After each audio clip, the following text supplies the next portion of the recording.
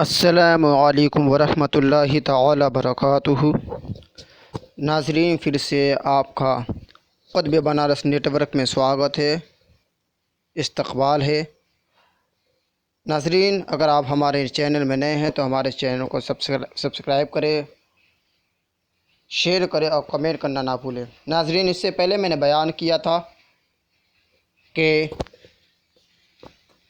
خدا تعالیٰ کی قدرت اور اللہ تعالیٰ کا علم و ارادہ اور اللہ تعالیٰ کی خالقیت و وجود کے معنی، اس کے تعلق سے میں نے پچھلی ویڈیو میں کہا۔ اب یہ ہے کہ اللہ تعالیٰ پر کیا کچھ واجب ہے یا نہیں ہے، اس تعلق سے آج ہم بات کریں گے۔ تو آئیے سمجھتے ہیں اور سمجھ کر اسے یاد بھی کرتے ہیں انشاءاللہ تعالی۔ بسم اللہ الرحمن الرحیم۔ عقیدہ کہ اللہ تعالیٰ پر کچھ واجب نہیں، یعنی کہ اللہ تعالیٰ کے ذمے کچھ واجب نہیں، نہ ثواب دینا، نہ عذاب کرنا، نہ وہ کام کرنا جو بندے کے حق میں مفید ہو۔ ایسا نہیں ہے کہ اللہ تعالیٰ پر واجب ہے کہ اللہ تعالیٰ ثواب دے، نہ یہ واجب ہے کہ اللہ تعالیٰ عذاب دے، اس لیے کہ واجب تو صرف اور صرف ان لوگوں کے لیے ہے جو اللہ کے بندوں میں سے ہیں۔ جو مالک ہوتا ہے وہ کرتا نہیں بلکہ وہ حکم دیتا ہے، اور جو غلام ہوتے ہیں ان پر تمام کام مسلط کیے جاتے ہیں۔ کسی پر بہت زیادہ کام ہوتا ہے، کسی پر کم ہوتا ہے، لیکن مالک پر کچھ نہیں ہوتا۔ نہ غلام یہ کہے کہ میں نے یہ کام کیا، آپ مجھے اتنا روپیہ دیں، تو مالک پر بھی یہ نہیں بنتا۔ مالک پر ضروری نہیں ہے، چاہے تو دے یا تو نہ دے، یہ اس کی مرضی ہے مالک کی۔ تو یہاں پر بھی یہی کہنا ہے کہ اگر بندہ اچھا کام کرتا ہے تو اللہ تعالیٰ پر یہ واجب نہیں کہ اللہ تعالیٰ اس کو ثواب دے، یہ ضروری نہیں، واجب نہیں اللہ تعالیٰ پر۔ ہاں، اس کی رحمت ہے، اگر ثواب دے تو اچھی بات ہے، اور ایسا نہیں کہ ثواب دے تو اچھی بات ہے، عذاب دے تو بری بات ہے، نعوذ باللہ من ذالک۔ ایسا بالکل نہیں ہے، بلکہ آپ اس کو یوں سمجھیں کہ اللہ تعالیٰ جو بھی کرے سب اس کے اختیار میں ہے، وہ مالک ہے، وہ علی الاطلاق ہے، وہ مختار ہے، وہ سب کچھ ہے، وہ جو کرتا ہے انصاف ہے، عدل ہے۔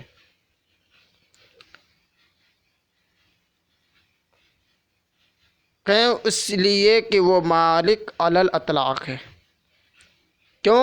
وہی دیکھیے آگے عبارت آگے، اب جو چاہے کرے، جو چاہے حکم دے، ثواب دے تو فضل، عذاب کرے تو عدل ہے، یہ بات آگے۔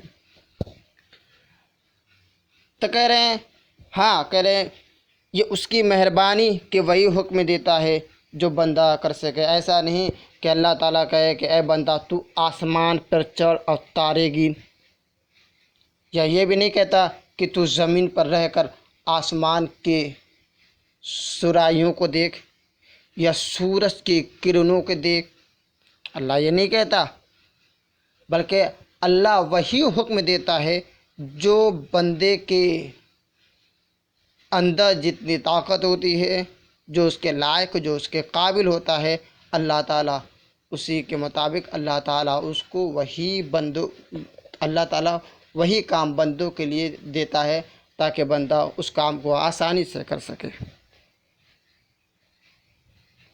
ضرور مسلمانوں کو اپنے فضل سے جنت دے گا اور کافروں کو اپنے عدل سے جہنم میں ڈالے گا، اس لیے کہ اس نے وعدہ فرما لیا ہے۔ کیوں؟ اس لیے خود اللہ تعالیٰ نے کہا کہ میں مسلمانوں کو جنت دوں گا، کافروں کو دوزخ میں ڈالوں گا۔ تو وہی کہ کفر کے سوا جس گناہ کو چاہے گا معاف کر دے گا اللہ تعالیٰ۔ کفر کے سوا جتنے بھی گناہ ہیں آپ کے ہوں، اللہ تعالیٰ اس کو معاف کر دے گا، لیکن کفر اگر ہے تو اس کو معاف نہیں کرے گا۔ اور اس کے وعدے وعید بدلتے نہیں. اگر اس نے وعدہ کر لیا تو کرے گا، ایسا نہیں کہ وعدہ کیا پھر اس کے بعد وہ بدل جائے گا، ایسا ہرگز نہیں ہونے والا ہے. اس لیے عذاب و ثواب ضرور ضرور ہوگا. اب آتے ہیں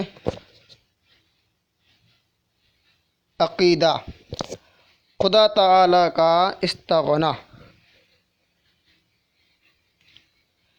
کہتے ہیں کہ اللہ تعالی عالم سے بے پرواہ ہے، اس کو کوئی نفع نقصان نہیں پہنچا سکتا.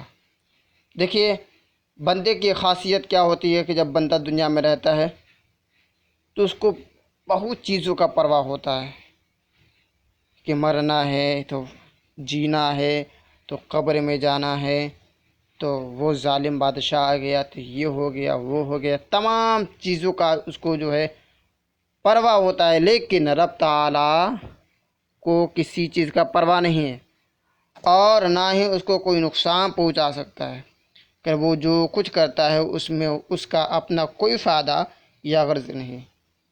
ہم کو پیدا کیا تو اس میں ایسا نہیں کہ اس کو کوئی فائدہ ہے، اس لیے کہ اللہ تعالی ہمارا محتاج نہیں ہے.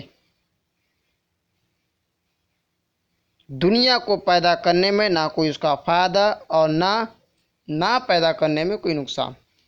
یعنی اللہ تعالیٰ نے دنیا کو پیدا کیا تو اس کا نہ کوئی فائدہ ہے، اگر پیدا نہ بھی کرتا تو اس کا کوئی نقصان بھی نہیں ہے. یہ معاملہ اس میں. کہتے ہیں اللہ تعالیٰ نے عالم کو کیوں پیدا کیا. اب یہاں پر یہ سوال یہ ہے کہ ہم مان لیتے ہیں کہ اللہ تعالیٰ کو دنیا کو پیدا کرنے میں کوئی نقصان اور کوئی فائدہ نہیں. تو اب ایک ہیڈنگ آ گئی، تو اللہ تعالیٰ نے عالم کو کیوں پیدا کیا؟ تو کہتے ہیں اپنا فضل و عدل قدرت و کمال ظاہر کرنے کے لیے مخلوق کو پیدا کیا. کیوں؟ عدل، انصاف، قدرت، طاقت، کمال، اپنی تمام اچھائیاں ظاہر کرنے کے لیے مخلوق کو پیدا کیا. اب کہتے ہیں اللہ تعالیٰ کے ہر کام میں بہت حکمتیں ہیں، ہماری سمجھ میں آئے یا نہ آئے. یہ اس کی حکمت ہے کہ دنیا میں ایک چیز کو دوسری چیز کا سبب ٹھہرایا. مثلا آگ کو گرمی پہنچانے کا سبب، یعنی آگ پیدا کیا تو آگ پیدا کیا تو اس سبب کیا بنتی ہیں کہ جب آگ جلایا جاتا ہے تو اس سے گرمی مسلط ہوتی ہے. یعنی جیسے ہی آگ جلایا جائے تو گرمی شروع ہو جاتی ہے، یعنی آگ گرمی کا سبب بنا. اب پانی کو سردی پہنچانے کا سبب، یعنی پانی پانی جو ہے ٹھنڈا پہنچانے کا سبب، سرد پہنچانے کا سبب بنا. آگ کو دیکھنے کے لیے آگ کو کس کا سبب بنایا؟ دیکھنے. کان کا سبب سننا. اگر وہ چاہے تو آگ سردی، پانی گرمی دے اور آگ سنے اور کان دیکھے، یہ اس کی قدرت ہے، وہ جو چاہے کرے.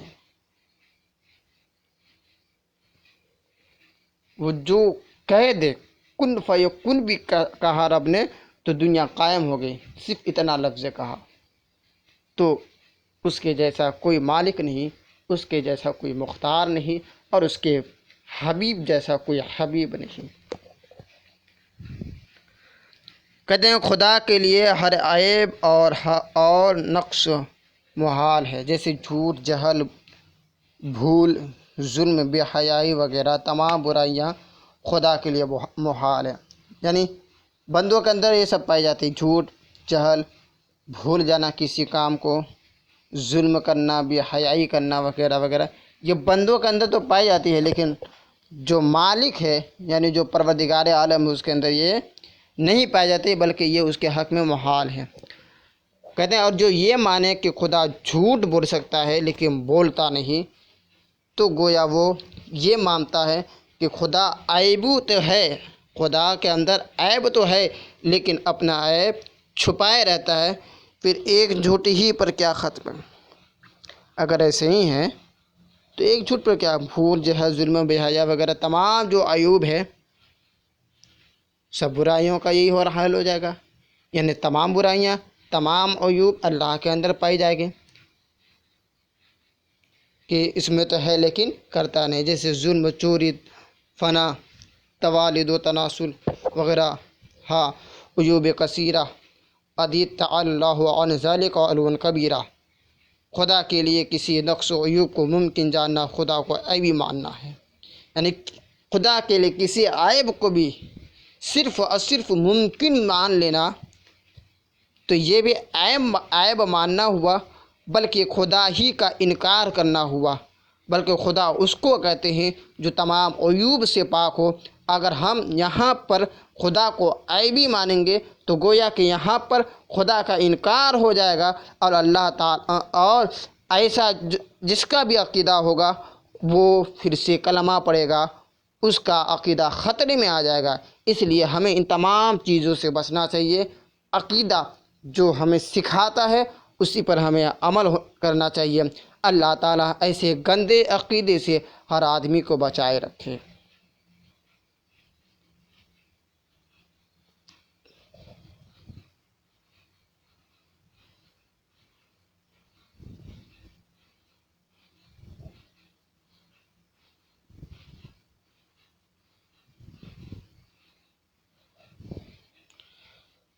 کہتے ہیں تقدیر، اللہ تعالیٰ کا علم میں جو کچھ عالم میں ہونے والا تھا اور جو کچھ بندے کرنے والے تھے اس کو اللہ تعالیٰ نے پہلے ہی جان کر لکھ لیا۔ بھائی وہ مالک ہے، وہ مختار ہے، سب جانتا ہے۔ کسی کی قسمت میں بھلائی لکھی اور کسی کی قسمت میں برائی لکھی۔ اس لکھ دینے نے بندے کو مجبور نہیں کر دیا کہ جو اللہ تعالیٰ نے لکھ دیا وہ بندے کو مجبور کرنا پڑتا ہے، بلکہ بندہ جیسا کرنے والا تھا ویسا ہی اس نے لکھ دیا، یعنی کہ اس نے مطلب اللہ رب العزت نے لکھ دیا۔ کسی آدمی کی قسمت میں برائی لکھی تو اس لیے کہ یہ آدمی برائی کرنے والا تھا، اگر یہ بھلائی کرنے والا ہوتا تو اس کی قسمت میں بھلائی ہی لکھتا۔ اللہ تعالیٰ کے علم نے یا اللہ تعالیٰ کے لکھ دینے نے کسی کو مجبور نہیں کر دیا، یعنی اللہ تعالیٰ نے جو کچھ لکھ دیا تو ایسا نہیں کہ وہ بندہ مجبور ہے، اس کو مجبور کیا گیا، ایسا نہیں کرے۔ مسئلہ کرے تقدیر کے مسئلے میں غور و بحث منع ہے۔ صرف آپ اتنا سمجھ لیں کہ آدمی پتھر کی طرح بالکل مجبور نہیں کہ اس کا ارادہ کچھ ہو ہی نہیں، بلکہ اللہ تعالیٰ نے آدمی کو ایک طرح کا اختیار دیا ہے۔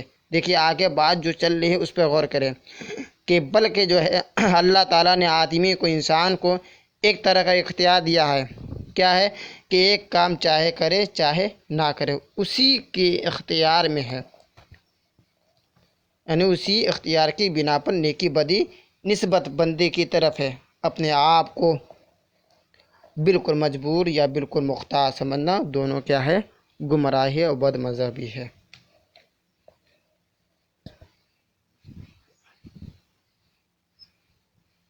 اب مسئلہ یہ ہے کہ اگر کوئی کام برا ہو جائے تو اس کی نسبت کس کی طرف کی جائے، اور اچھا کام ہو تو کس کی طرف کی جائے؟ تو کہتے ہیں کہ برا کام کر کے یہ نہ کہنا چاہیے یہ بے ادبی ہے کہ خدا نے چاہا تو ہوا، تقدیر میں تھا کیا، بلکہ حکم یہ ہے کہ اچھے کام کو کہے کہ خدا کی طرف سے ہوا، اور برے کام کو اپنے نفس کی شرارت شامت جانے۔ یہ آج کی مختصر سے درس قانون شریعت تھی۔ مولا تعالیٰ سے دعا ہے کہ ہمیں اور آپ کو درس قانون شریعت پڑھانے اور سیکھنے اور یاد کرنے کی توفیق عطا فرمائے۔ السلام علیکم ورحمۃ اللہ تعالیٰ وبرکاتہ۔ استغفر اللہ ربی من کل ذنب واتوب الیہ۔